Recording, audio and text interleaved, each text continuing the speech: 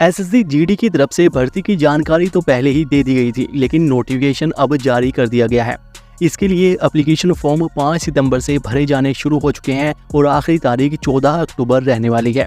इसके लिए एग्जाम जनवरी या फरवरी में कंडक्ट किए जाएंगे। इसमें BSF, CISF, CRPF, SSB, ITBP, Assam rifle, SSF, NCB इन सभी फोर्सेस में लगभग 39,481 पदों को भरा जाएगा।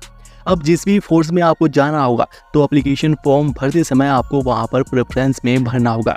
भरते समय ध्यान रखिएगा कि आपको कोड में भरना है। जैसे आप यहाँ पर देख सकते हैं, बीएसएफ के लिए ए कोड भरना होगा, सीआईएसएफ के लिए बी कोड भरना होगा और इसी तरह जिस भी फोर्स में जाना होगा वो कोड आपको एप्लीकेशन फॉर्म में भरना होगा। इसका आप ध्यान रखिएगा। बाकी अब किस फोर्स में कितने पदों को भरा जाएगा ये जान लीजिए। इसमें बीएसएफ के 15,654 पदों पर भर्ती निकली है, सीआईएसएफ में 7,145, सीआरपीएफ में 11,541, एसएसबी में 819, आईटीबीपी में 3,017 है, एआर में यानी आसाम राइफल में 1,248, एसएसएफ में 35 और एनसीबी में कुल 22 पदों पर भर्ती निकली है। यानी बीएसएफ और सीआरपीएफ में सबसे ज़्यादा पदों को भरा जाएगा, सबसे ज़्यादा भर्ती निकली है। और एनसीबी यानी नारकोटिक्स कंट्रोल ब्यूरो में सबसे कम 22 पदों पर भर्ती निकाली गई है। बाकी आप यहाँ पर जातियों के अनुसार भी देख सकते हैं कि किस फोर्स में किस जाति में कितने पदों को भरा जाएगा। और ये भर्ती लड़के और लड़कियाँ दोनों के लिए निकाली गई है, तो दोनों इसमें अप्लाई कर सकते हैं। अब इसमें अप्लाई करने के लिए 10th पास होना ज़रूरी है और आयु सीमा 18 से 23 साल के बीच में होनी चाहिए, जिसमें से ओबीसी वालों को 3 साल की और एससी एसटी वालों को 5 साल की आयु सीमा में छूट भी मिल जाएगी। और इसी के साथ ही अगर आपके पास एनसीसी का सर्टिफिकेट है तो इससे आपको बहुत ज़्यादा इस भर्ती में फ़ायदा मिलने वाला है।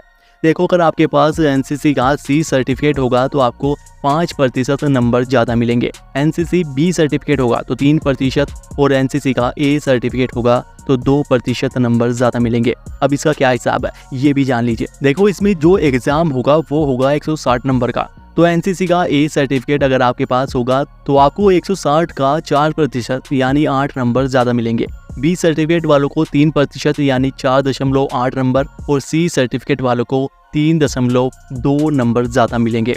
ये फ़ायदा एनसीसी वालों को मिलने वाला है, लेकिन ये फ़ायदा तभी मिलेगा जब आप एप्लीकेशन फॉर्म भरते समय वहाँ पर भरोगे, वहाँ पर बताओगे कि आपके पास एनसीसी का कौन सा सर्टिफिकेट है, तभी आपको ये फ़ायदा मिलेगा। ठीक है, इस बात का ध्यान रखिएगा।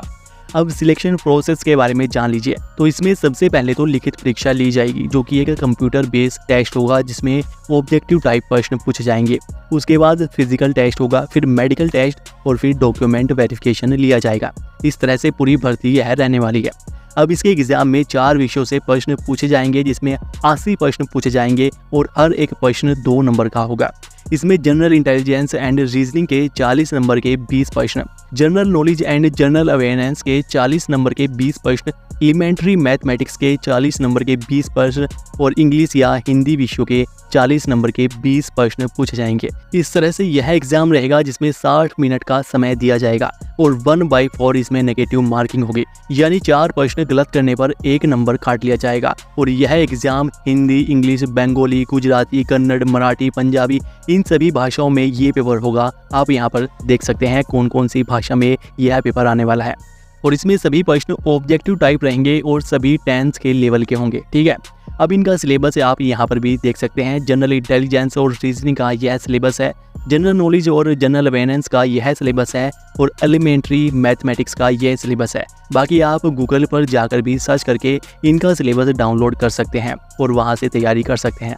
अब लिखित परीक्षा पास होने के लिए कितने नंबर आपको चाहिए, कितने नंबर आपके आने चाहिए तब आप लिखित परीक्षा में पास माने जाएंगे, इसके बारे में जान लीजिए। तो इसमें जनरल वालों को कम से कम 30% नंबर लाने होंगे, ओबीसी ईडब्ल्यूएस वालों को 25% और बाकी सभी जातियों वालों को कम से कम 20% नंबर लाने होंगे, तब आप एग्जाम में पास माने जाएंगे। अब ये प्रतिशत का क्या हिसाब होता है ये जान लीजिए। तो इसमें एग्जाम 160 नंबर का होगा, जिसमें से जनरल वालों को 30% यानी कि कम से कम 48 नंबर लाने होंगे। इसी तरह से ओबीसी ईडब्ल्यूएस वालों को 40 और बाकी सभी जाति वालों को कम से कम 32 नंबर लाने होंगे।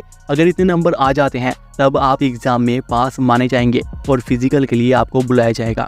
अब फिजिकल में सबसे पहले तो दौड़ लगानी होगी, जिसमें लड़कों को 24 मिनट में 5 किलोमीटर की दौड़ लगानी होगी और लड़कियों को 8.5 मिनट में 1.6 किलोमीटर की दौड़ पूरी करनी होगी। और यहाँ पर नीचे उन लोगों के लिए दिया गया है जो लद्दाख क्षेत्र से आते हैं।